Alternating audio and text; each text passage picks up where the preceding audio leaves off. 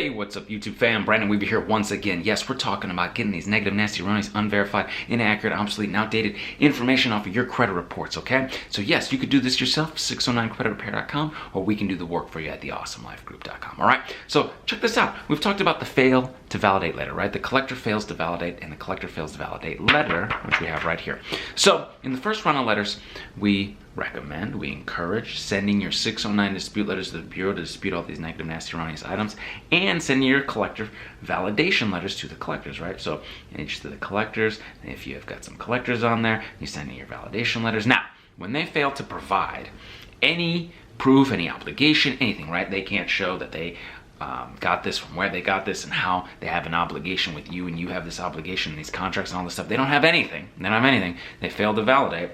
You can send this letter in addition to sending your next round of letters to the collectors, okay, your next round of letters to the credit bureaus.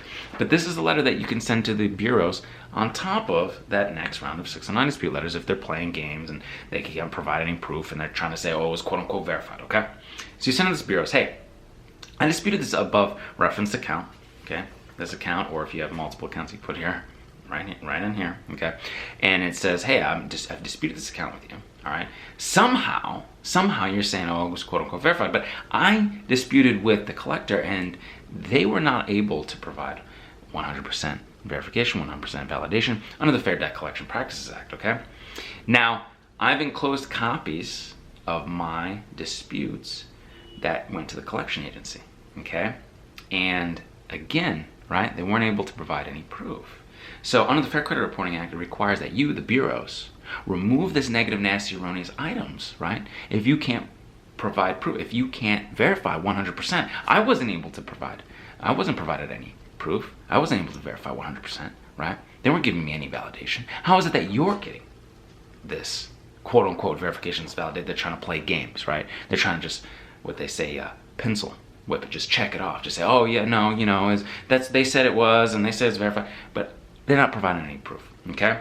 So it goes on to talk right here in this paragraph here, it talks about how you can continue to pursue your rights in the Fair Credit Reporting Act, okay? And how you can utilize that, and you can utilize these, right, potential violations to get these deletions off of there, or they're going to have to deal with you moving forward, these complaints and all this stuff. They don't want to have to deal with that, okay? So it's in their best interest to do what they're supposed to do, right?